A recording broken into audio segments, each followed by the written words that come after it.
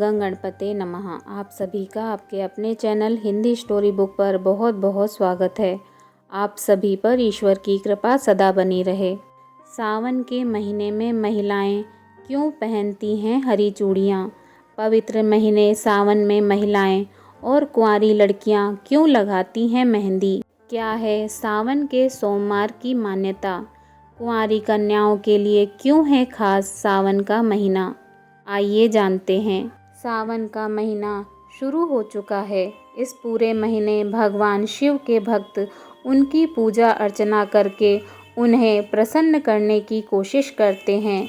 इस पावन महीने में धरती पर भी हर तरफ हरियाली नज़र आती है। इस महीने में ज़्यादातर महिलाएं और कुंवारी लड़कियां भगवान शिव जी की पूजा करती हैं। सावन के महीने में चूड़ियों की बिक्री बढ़ जाती है। खास तौर से इस महीने में हरे रंग की चूड़ियों की मांग सबसे ज़्यादा बढ़ जाती है। क्या आपको इसके पीछे का कारण पता है? आइए जानते हैं सावन के महीने में क्यों पहनते हैं हरी चूड़ियाँ। माना जाता है कि यदि कुंवारी लड़कियाँ सावन के महीने में भगवान शिव जी की पूजा करती हैं तो उन्हें मनचाहा वर मिलता है। इस महीने में भगवान शिव जी को प्रसन्न करना आसान होता है। वहीं सावन के महीने में महिलाएं हरी चूड़ियां तो पहनती हैं, लेकिन क्या आपको इसके पीछे छुपे महत्व के बारे में पता है? आइए आपको बताते हैं कि क्यों महिलाएं सावन के महीने में हरी चूड़ियां पहनती हैं। दरअसल सावन के महीने में सुहागिन स्त्रियों के लिए कई सारे त्यौहार आते हैं, जिसमें कजरी तीज, हरियाली तीज शामिल हैं। इन त्योहारों में शुरुआत से ही हरे रंग के कपड़े व हरी चूड़ियाँ पहनने का रिवाज है। इसके अलावा यह भी देखा गया है कि सावन का महीना प्रकृति के सौंदर्य का महीना होता है। ऐसे में हरा रंग प्रकृति को दर्शाता है। वहीं महादेव को समर्पित इस माह में सभी सुहागिन महिलाएं मेहंदी लगाती हैं। मेहंदी सुहागिनों के 16 श्रृंगार का एक महत्वपूर्ण भाग है। तीज त्योहार हो या फिर शादी ब्याह, हर शुभ मौके पर महिलाएं मेहंदी जरूर लगाती हैं, लेकिन सावन के महीने में इसका रंग कुछ अलग ही होता है। चाहे सुहागन महिला हो या फिर कुंवारी कन्या, इस पावन महीने में सभी बहुत उल्लास के साथ मेहंदी लगाती हैं। हालांकि भगवान शिव जी की पूजा में मेहंदी का उपयोग नहीं किया जाता है, लेकिन इस महीने देवी पार्वती की पूजा के लिए कई तीज त्यौहार आते हैं। भारत में मेहंदी लगाने की परंपरा सदियों से चली आ रही है। देश में लगभग हर जगह मेहंदी लगाने का रिवाज है। ये पूजन सामग्री के रूप में भी उपयोग में लाई जाती है।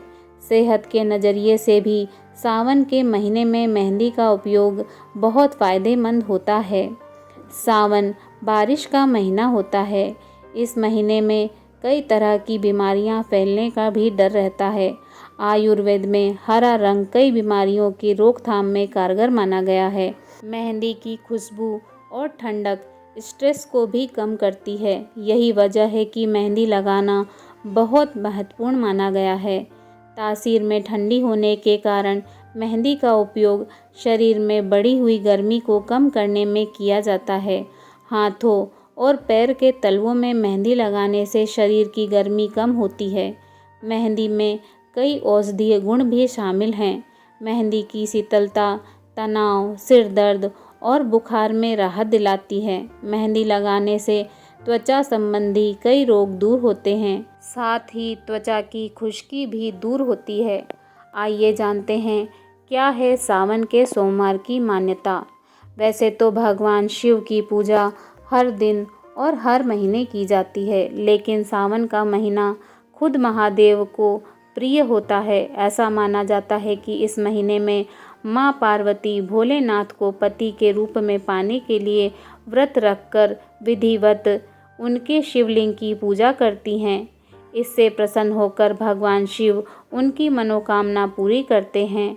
और ये भी कहते हैं कि इस महीने स्त्रियां और कुंवारी कन्या यदि व्रत रखकर मेरी आराधना करती हैं तो उनकी हर मनोकामना और मन चाहे वर की प्राप्ति होगी।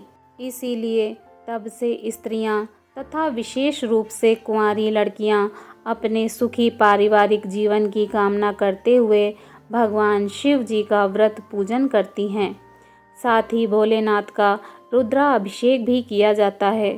सावन के सोमवार का महत्व कुंवारी लड़कियों के लिए ज़्यादा होता है, क्योंकि ऐसा कहा जाता है कि यदि कुंवारी लड़कियां सावन के सोमवार का व्रत रखें तो उन्हें मनचाहा पति मिलता है।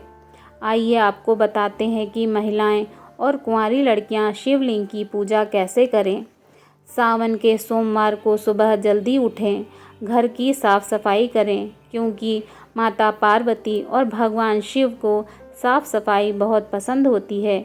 इसलिए ख़ास तौर पर इस महीने अपने घर को साफ सुथरा रखें। सफाई करने के बाद स्नान करें। स्नान के पानी में काला तिल या गंगा जल डालकर स्नान करें। स्नान के पश्चात हल्के रंग के कपड़े धारण करें। इसके बाद भगवान शिव जी की मूर्ति या शिवलिंग की पूजा करें। शिवलिंग घर पर भी बनाया जा सकता है। अब शिवलिंग पर जल या पंचामृत से अभिषेक करें। अभिषेक के पश्चात धतूरा, भांग, बेलपत्र, जनेऊ चढ़ाएं। पूजा के पश्चात स्फटिक की माला लें और ओम नमः शिवाय मंत्र का जाप करें। एक बात का ध्यान दें कि भगवान शिव को हल्दी और तुलसी के पत्ते कभी ना चढ़ाएं। सुहागिन महिलाएं अपने पति की लंबी आयु के लिए 5 माला का जाप करें और कुंवारी लड़कियां अच्छे पति की कामना के लिए 5 माला का जाप ओम नमः शिवाय मंत्र के साथ करें। सावन के महीने में जब भगवान शिव की पूजा करें तो पूजा की थाली में 4 या 8 हरी चूड़ियाँ जरूर रखें। विधि विधान पूर्वक भगवान शिव और माता पार्वती की पूजा करें। अब थाली में रखी हरी चूड़ियों को माता पार्वती को चढ़ा दें। चढ़ाने के बाद उन चूड़ियों को अपने हाथ में धारण करें। इससे पति पत्नी के बीच प्यार बढ़ता है। मान्यता है कि माता पार्वती की तपस्या से खुश होकर भगवान शिव ने उन्हें अपनी पत्नी के रूप में स्वीकार किया था। तब से ही सुखी दाम्पत्य की कामना से सावन में हरियाली तीज मनाने की परंपरा शुरू हो गई। सावन का आखिरी दिन श्रावण पूर्णिमा रक्षाबंधन के रूप में मनाया जाता है। इससे पहले श्रावणी अर्थात जनेऊ बदलने और पितरों को स्मरण करने के रूप में मनाया जाता है। साथ ही एक हेमाद्री संकल्प नाम से एक कर्म कांड भी संपन्न करते हैं। बोलिए ओम नमः पार्वते पते हर हर महादेव।